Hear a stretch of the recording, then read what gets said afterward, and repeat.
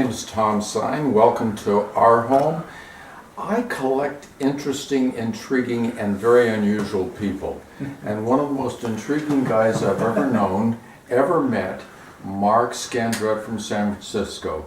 I'm just grateful to God for our friendship and appreciate you coming all the way up from San Francisco to help a guy ancient of days celebrate. My question for you, you work a lot with people who are doing innovative stuff, and as you know, I'm particularly interested in the under 35 because they are a gift. They are more globally aware because the first digital generation, and more than that, they want to use their lives to make a real difference. Those inside the church and in the community. What are some examples that you've seen, San Francisco or anywhere, that gives you encouragement? Well, I'm really encouraged by emerging generations and the kind of can-do attitude, positivity. As you've also noted, there's a lot of new challenges for emerging generations in terms of school debts and barriers to entry, and so people are getting really creative and working with new paradigms for how vocation and sustainability and participation in the shalom that Creator desires, how those things come together. Sure. That's new to me. Yeah, I just met with a couple of people yesterday from West Seattle who are trying to create a practice-based faith community. Okay. And they meet on Sunday mornings, but they said, we know that just preaching and singing a few songs isn't going to change our lives or change our world. So when we get together, we want to focus on how can we take our next step into living more fully. Sure. So they've got some creative ways that they encourage each other to imagine new things, and then they're given a homework assignment for the week, something new to try in their lives. Fascinating. So a church like that or a community like that is probably going to be on the smaller side than the larger side. Sure. Because of the kind of interactive dynamic. Right.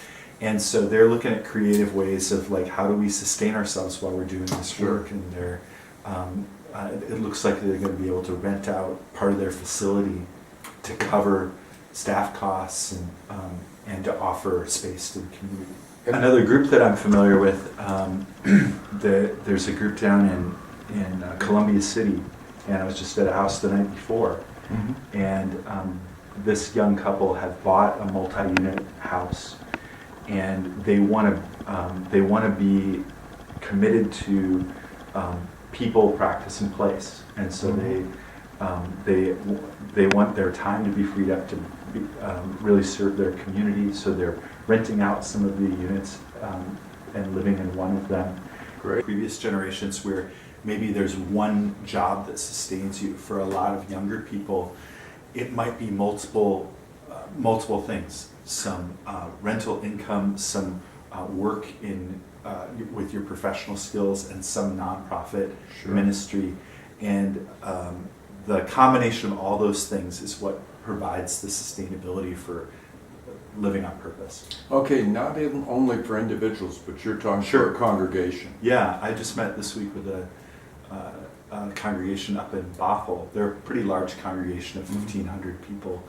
And they said our goal, they are in the middle of a restructuring. They said our goal is to be self-sustaining without donations. Amazing. And so they said what we've done is we have three things. We're starting a B Corp business that will be a production company.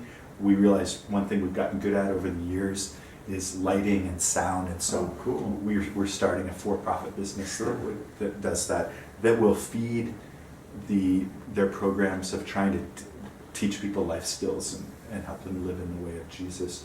And then they're also starting a community development nonprofit.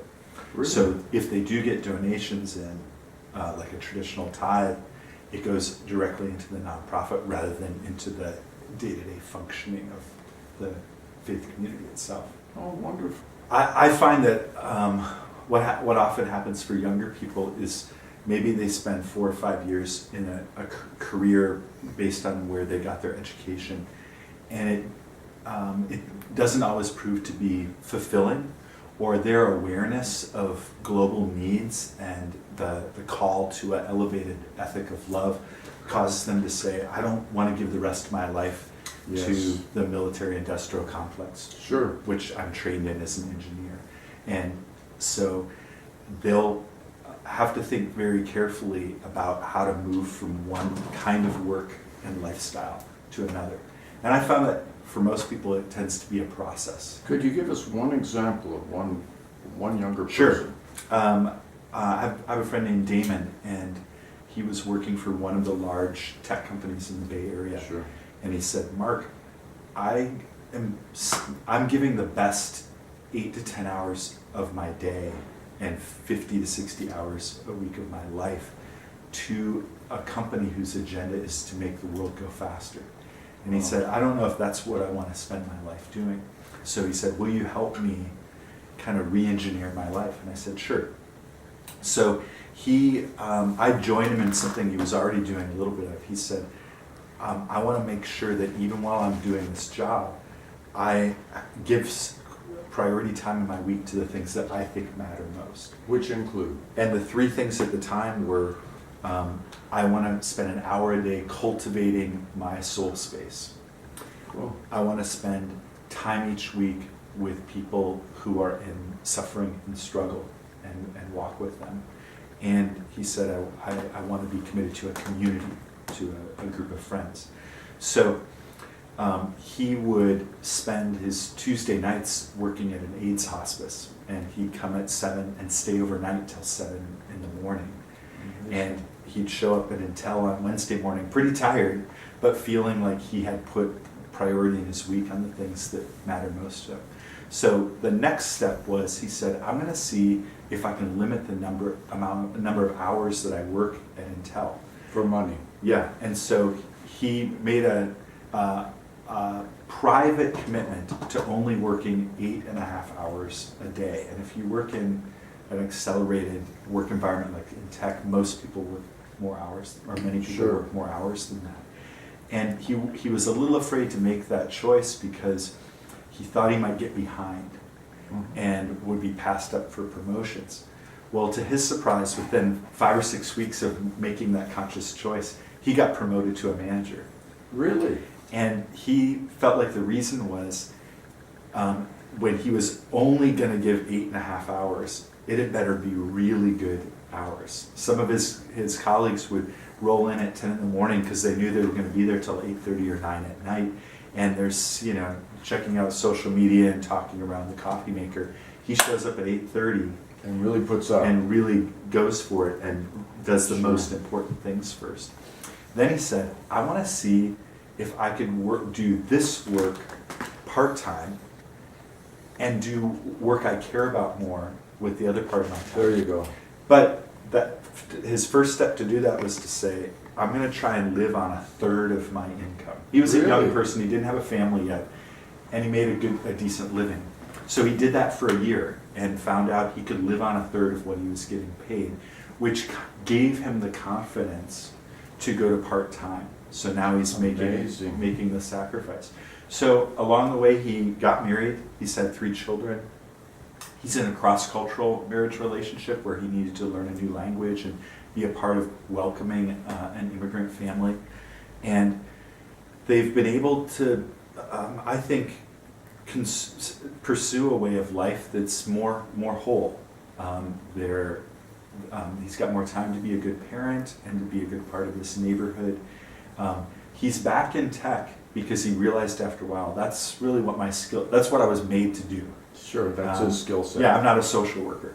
So, but he is able to, because they learn to live on less, and he's able to choose the startups to work with that he really believes in and supports their mission.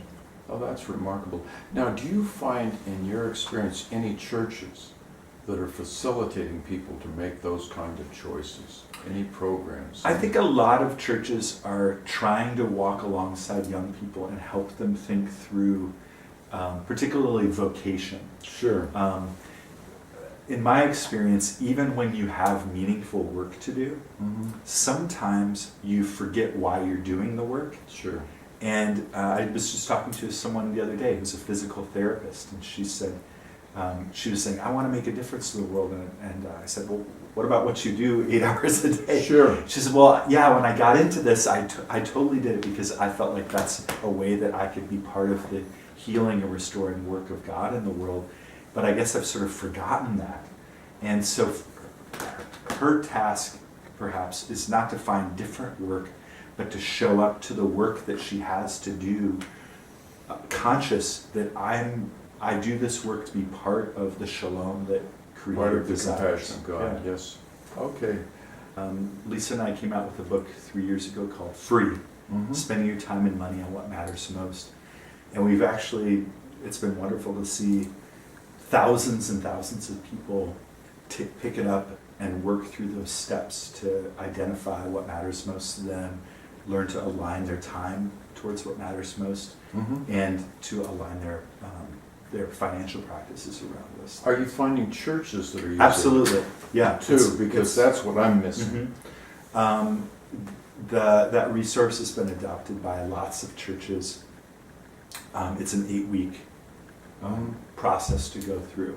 And so we've been kept pretty busy visiting those communities and kind of helping resource them. Okay. And they get people into groups of 8 or 12 people to walk through those steps together. Okay, I'd love to get links to some of those churches because I'm eager to find churches that are helping people raise the bar, because I think that's so important, not just for younger folks, but for Yeah. those of us of all generations. And I would say there are popular programs that have been out there that help people with financial competency.